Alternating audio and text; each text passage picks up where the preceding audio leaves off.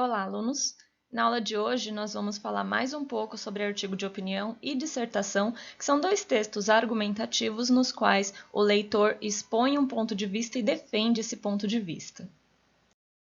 Então, vamos começar com um exemplo de artigo de opinião que tem regras menos fechadas. O título do texto que nós vamos ver chama Eu Não Quero Saber da Sua Vida, e pelo título você já sabe qual é o posicionamento dele, né? Mesmo assim que você não saiba em que contexto, você já sabe o posicionamento. Então ele começa falando: reclama-se de invasão de privacidade, mas quem tem vida privada hoje em dia? Quando foi a última vez que você comeu em um bom restaurante, viu uma bela obra de arte ou foi para uma balada sem tirar uma foto e postar online? Quando foi a última vez que um amigo seu surpreendeu com algo que tinha feito que não foi fofocado pelo Facebook? Um tipo de privacidade muito desrespeitada é a dos desinteressados, que não se comovem com a vida de seus vizinhos, não leem a revista Caras, não assistem a Big Brothers, Domingão, Caldeirões ou videoshows e mal conseguem guardar os nomes dos atores e diretores dos filmes que vêm. Então, esse começo já indica alguns posicionamentos, né? Ele fala sobre a questão de invasão de privacidade, esse é o tema, só que aí ele já fala, olha, as pessoas que reclamam estão sempre postando coisa online. E aí ele começa a conversar com o leitor, né? Você, leitor, você faz as coisas e posta online também? Quando foi a última vez que as pessoas ao seu redor te surpreenderam porque elas ainda não tinham postado online aquilo que elas estavam te contando? Então, ele aponta que as mesmas pessoas que reclamam de não ter privacidade são aquelas pessoas que expõem tudo que elas fazem, o tempo todo. Né? Elas parecem que vão nos lugares não para se divertir, mas para tirar foto e mostrar. Então, é essa a crítica dele. E aí ele, inclusive, menciona, tem pessoas que são os desinteressados, e esses também têm a privacidade invadida. Por quê? Porque eles não se importam com a vida dos outros e ainda assim os outros se importam com a deles. Então eles não são pessoas que ficam acompanhando mídia social, que ficam lendo revista de fofoca, que ficam assistindo reality shows sobre vida de pessoas ou assistem esses programas que colocam a vida das pessoas lá para comover e depois para dar prêmio, coisas assim. Os desinteressados são aqueles que não se importam com nada disso. Então esses provavelmente teriam algum motivo para reclamar, porque eles não são as pessoas que agem de forma expositiva que nem aqueles que saem postando tudo. E aí ele continua, né? Para estes pobres, alheios a quem dorme com quem, quando e onde as redes sociais devem parecer ferramentas desenvolvidas para uma multidão narcisista, burra, voyeur e birrenta pronta para dar opiniões impensadas a respeito dos assuntos mais bestas possíveis, cuja única regra parece ser a do compartilho, logo existo.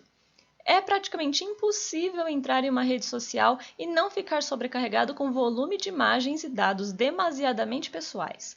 A necessidade que alguns têm de falar do seu desejo por uma roupa nova, de sua higiene pessoal, de seu mau humor quando serviços e ou serviçais falham parece patológica. Tudo que deveria ser guardado para si parece material de divulgação. O que é essa compulsão por dividir? Esse ataque coletivo de ansiedade cujo único antídoto parece ser compartilhar ainda mais? Psicólogos dizem que um dos motivos principais para a troca de informações é o contato emocional, que demanda um esforço razoável para administrar a opinião do outro e tentar impressioná-lo. Quando isso é feito o tempo todo, é fácil provocar situações embaraçosas precisamente entre as pessoas que mais queremos impressionar. Então, nessa página, né, esse primeiro parágrafo dessa página é a continuação da ideia da página anterior, de falar sobre as pessoas que não têm interesse na vida dos outros e como elas se sentem deslocadas no ambiente das mídias sociais. E aí depois ele traz a argumentação dele com exemplos do cotidiano. Então, nesse segundo parágrafo, ele fala das mídias sociais com muitos dados e muitas coisas pessoais e coisas assim que não teria necessidade de estar ali. Depois ele fala sobre psicólogos, e isso é importante, né? Ele traz uma voz de autoridade. Ele fala, olha, não é só meu ponto de vista. Os psicólogos vão levantar problemas sobre essa situação também.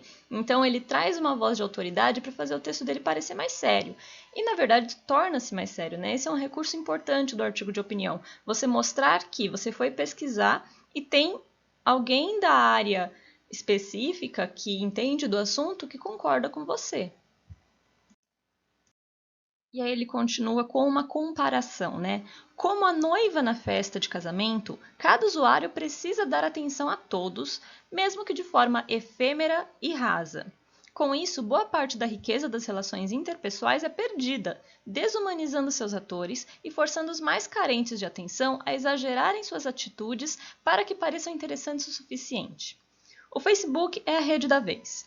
Ela morrerá, surgirão outras. Abandoná-las é tão inviável quanto viver sem cartão de crédito, celular, conta bancária, plano de saúde, emprego ou qualquer tipo de atividade que deixe registros. Mais do que isso, abandoná-las reduz oportunidades reais de autoexpressão, convívio, crescimento pessoal, aprendizado e intercâmbios sociais em geral. Já que os processos de socialização digital e construção de identidade são inevitáveis, é importante redefinir com eles as regras, os limites e regras de etiqueta no convívio. Então, o que ele faz nesse final? Ele fez essa comparação, né, de que a noiva na festa de casamento tem que dar atenção para todo mundo e parece que as pessoas na rede social também.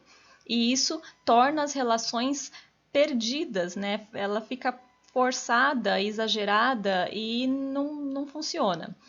Mas ele constata que todas as redes sociais inevitavelmente vão morrer e vão ser substituídas por outras, e que não é viável abandonar, porque você não consegue mais viver sem elas, né? Assim como não consegue viver sem cartão de crédito, celular, etc. Então, ele fala que, e além disso, ele ainda comenta que ao abandonar, você perde coisas, né? Você perde oportunidades e de crescimento e intercâmbio social, né? Conhecer pessoas. Então, é inviável abandonar essas redes. Já que você não pode abandonar, o que você tem que fazer é redefinir as regras e limites para que você use elas de forma mais saudável.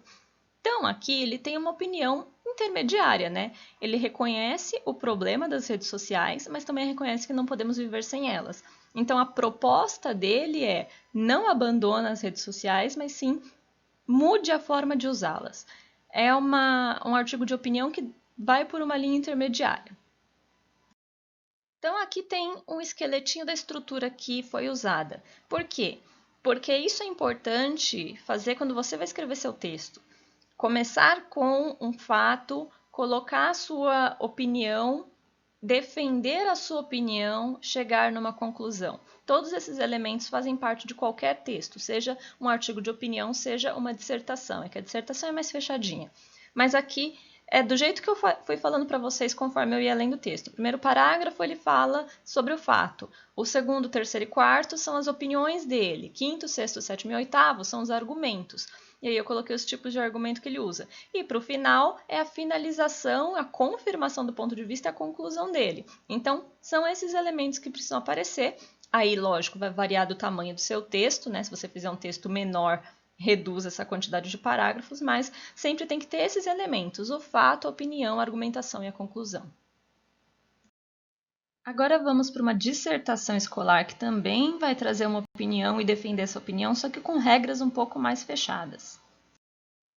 E essa aqui foi feita para o vestibular da Unicamp, então para entrar numa faculdade, então um aluno que estava concluindo o ensino médio, e o título é A Incerteza na Mudança.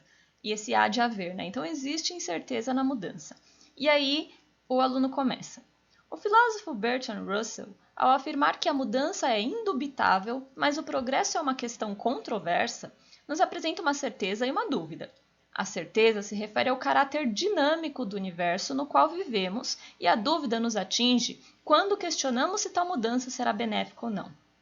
Nesse aqui eu já vou parar porque quando você faz uma dissertação, o primeiro parágrafo é de introdução. Você faz um parágrafo só de introdução e nele você apresenta as ideias centrais do seu texto. Então ele começa com uma citação de voz de autoridade, né? Ele fala, olha, uma pessoa importante, um filósofo, disse essa frase. E aí ele coloca aspas para dizer que a frase está do jeito que foi dita originalmente. A mudança é indubitável, ou seja, não existe dúvida na mudança. Mas o progresso é uma questão controversa, então não dá para afirmar que só porque está mudando que existe progresso. E aí ele fala, quando ele afirma isso, ele nos dá uma certeza e uma dúvida.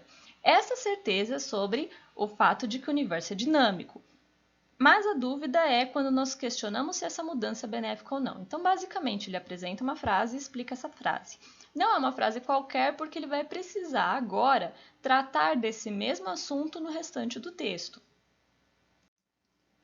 E agora ele começa a argumentação dele. Então, o primeiro parágrafo de argumentação ele fala: vivemos num universo dinâmico e as mudanças climáticas, junto aos ciclos dos movimentos aparentes dos astros, criando dias e noites, talvez sejam as provas mais evidentes disso. É interessante perceber como esse dinamismo permeia a vida do homem, não só individualmente, mas também socialmente.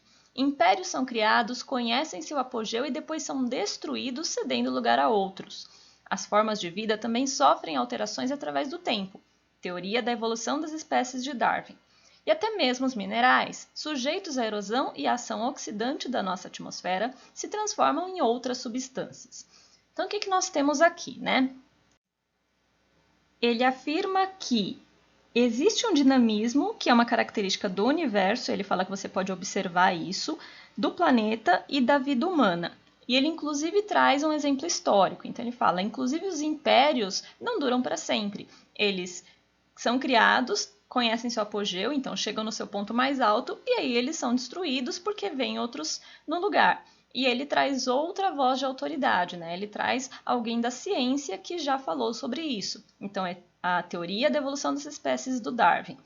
Esse primeiro parágrafo de argumentação, então, é para provar que existe a mudança sim e ela é natural e observada em todos os contextos. E agora continua, né? Correto está o filósofo ao afirmar que a mudança é indubitável. Porém, a questão do progresso, ou seja, uma mudança positiva, deve ser analisada com mais cuidado. A partir da definição de progresso como uma mudança positiva, podemos nos perguntar: positiva sobre qual ponto de vista? Manuel Bonfim, em seu texto A América Latina, Males de Origem, associa o progresso social a uma sociedade continuamente mais justa. Por outro lado, a Revolução Industrial, período de significativo progresso tecnológico, condenou mulheres e crianças às jornadas de trabalho desumanas em troca de salários miseráveis. O progresso, nesse caso, representa uma mudança positiva apenas para o capitalista. Então, esse parágrafo aqui, ele continua a argumentação, só que agora é da parte do progresso, né? Porque ele falou, bom, concluímos então que a mudança existe e isso não precisa mais argumentar. Vamos falar sobre progresso. Progresso, a gente precisa pensar com cuidado. E aí ele faz o quê? Ele traz outras vozes de autoridade. Então ele fala do Manuel Bonfim e diz que ele associa que o progresso deveria vir com uma sociedade mais justa. Só que aí ele traz um exemplo histórico, né, da Revolução Industrial e fala, peraí, mas nem sempre, né? Porque às vezes ele até traz uma mudança positiva, mas só para alguns, enquanto outros sofrem com isso. E aí, no próximo parágrafo, ele também traz uma citação. Então, ele fala, né, passando da sociologia, que era no parágrafo anterior, para a ecologia, que é o que ele vai tratar nesse, podemos perceber pelo texto Bad Evolution, de Alana Mitchell, como o equilíbrio entre as espécies de uma lagoa pode ser alterado em função do aumento da temperatura. Entretanto, um ligeiro aumento da temperatura média do planeta pode reduzir o rigor do inverno em países frios, aumentando a capacidade de produção agrícola desses países. Nesse caso, o aumento de temperatura média do planeta deve ser considerado uma mudança positiva ou negativa? Então, ele também faz, né, uma citação de uma ecologista e um exemplo. E aí ele fala sobre os lagos e sobre a produção. Então, ele sempre vai considerar, tá, mas progresso nunca vai afetar todos. Enquanto para alguns é positivo, para outros é negativo. Não dá para você sempre afirmar que isso é positivo. Essa é a linha de argumentação que ele está seguindo. E aqui ele vai ter o último argumento e a conclusão, né? Então, o último argumento dele é: deve ficar claro que muitas vezes o ser humano não tem condições de avaliar o impacto causado por suas atividades. Sabemos que a instalação de uma usina termoelétrica provoca o aumento da acidez nas chuvas ácidas da região onde se encontra. Mas qual é o impacto sobre o meio ambiente devido a todas as outras atividades humanas? A aplicação de um determinado projeto social pode melhorar a vida de algumas pessoas em detrimento de outras. Como avaliar se isso é benéfico ou maléfico? Então, o que ele faz nesse último parágrafo de argumentação? ele também traz um exemplo e fala de causa e efeito, né? Ele dá uma causa, então colocar as usinas e o efeito que isso pode ter no meio ambiente. E aí ele reforça a argumentação dele de que não dá para avaliar se é positivo ou negativo, se é benéfico ou maléfico. Percebam que ele argumenta num tom de que ele já tem certeza que você está concordando com ele, mesmo que você não esteja. Ele coloca ali, né? Deve ficar claro que. Então, o objetivo aqui é te fazer pensar como ele. E ele faz isso através da linguagem. Ele expõe tudo como se fosse um fato que você não pode questionar. E você chega nesse ponto e lê deve ficar claro, e você pensa, tá claro, sim, entendi tudo, é verdade então. Esse é o tom que tem que ter num texto argumentativo. Um tom de que o que ele está falando parece certo, parece correto, você deveria concordar com ele. E aí, quando ele vai para a conclusão, ele pode fazer isso de duas formas. Ele pode fazer em forma de síntese, que é resumir o texto dele e amarrar tudo, ou ele pode fazer no tipo de proposta, que é o que o Enem pede. O Enem pede sempre uma proposta. Só que aqui a Unicamp não pede proposta, então o que ele fez foi uma síntese. Ele resume as ideias principais e retoma a abertura do texto dele, porque ele começa a conclusão falando as palavras de Bertrand Russell, então ele já faz ali um link com a introdução dele, e aí ele continua, né? Publicadas em 1959, continuam atuais e talvez nunca percam a atualidade. Talvez a humanidade deva continuar mudando sempre, sem nunca saber qual é o próximo passo. Talvez estejamos condenados a continuar mudando sem saber se caminhamos em direção à perpetuação da vida ou ao seu extermínio. Talvez Herbert Spencer esteja certo e o progresso seja apenas parte da natureza humana. Então ele amarra com outra ideia de outra pessoa também da biologia, né, que fala sobre a sobrevivência do mais apto, e ele resume tudo que ele comentou, que nós não sabemos o impacto das coisas, mas nós vamos sempre continuar mudando. Então percebam que ao longo desse texto ele trouxe muitas vozes de autoridade, muitos exemplos do cotidiano, e isso mostra que ele era uma pessoa que estava sempre estudando, sempre atento ao que estava acontecendo. Por quê? Porque esse texto foi feito em menos de uma hora sem poder consultar em nada, né? Ele fez para uma prova. Então, uma pessoa que está sempre informada consegue desenvolver esse tipo de texto. A linguagem que ele usou é uma linguagem da norma padrão, né? Você percebe que não tem desvios gramaticais sérios e não tem nada informal aqui também, e um uso impessoal. Não tem aqui a presença do eu. Ele sempre coloca de forma afastada, né? Terceira pessoa, ou fala como se fosse tudo um fato que ele só está trazendo. Então, ele não se coloca no texto. É um texto bastante objetivo. É assim que tem que ser uma dissertação de vestibular. Objetivo, impessoal, convincente, mostrando conhecimento de mundo. Então, esse texto aqui é um bom exemplo, especialmente se comparado ao outro, que parecia muito mais relacionado com achismos, né? Com coisas que nós observamos no dia a dia e só queremos defender. Nesse aqui não, nesse aqui ele traz muito fato para colocar o ponto de vista dele. Mesmo que uma outra pessoa pudesse pegar fatos completamente diferentes e fazer um texto completamente diferente e oposto a esse, não nega que esse aqui é um texto relacionado com vozes de autoridade, pessoas que sabiam do que estavam falando, né, ou que pelo menos conseguiam defender bem o que estavam falando, e o texto dele acaba se tornando um texto bastante convincente do ponto de vista da argumentação. Então, nós vimos dois textos argumentativos. Por serem argumentativos, isso significa que eles tratam de um ponto de vista. Você pode discordar do ponto de vista de qualquer um deles, ou dos dois, ou concordar com os dois, porque é uma questão de ponto de vista, mas eles foram desenvolvidos de forma a você pensar que eles estão corretos porque eles trazem uma argumentação sólida, né? Eles não falam só, eu acho que rede social é ruim, ou então, eu acho que mudança acontece, mas eu não gosto dela. Não, eles trazem argumentos para defender o que eles acreditam. Então, é importante que vocês aprendam a fazer isso também, né? Quando vocês forem dar um ponto de vista, dar uma opinião, vocês consigam argumentar, embasar essa opinião. Quanto mais vocês conhecem do mundo, mais vocês conseguem fazer isso. Ler bastante também ajuda. e sempre seguir as regras de estrutura, né? Então, a introdução, você apresenta o tema, apresenta seu ponto de vista, a argumentação, em que você defende esse ponto de vista, e a conclusão, em que você amarra as ideias do texto. Eu espero que vocês tenham gostado, e qualquer dúvida, postem nos comentários. Tchau, tchau!